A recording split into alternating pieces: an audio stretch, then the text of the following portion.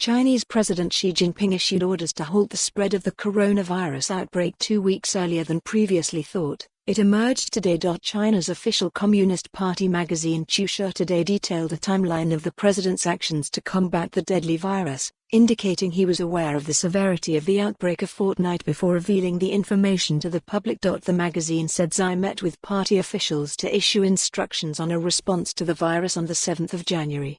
However, the public were only warned about the seriousness of the outbreak, now dubbed COVID-19, 13 days later on the 20th of January. I issue demands during a meeting on the 7th of January for work to contain the outbreak, Xi is quoted as saying.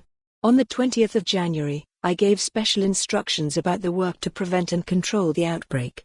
During that time, hundreds of new cases of the illness were reported.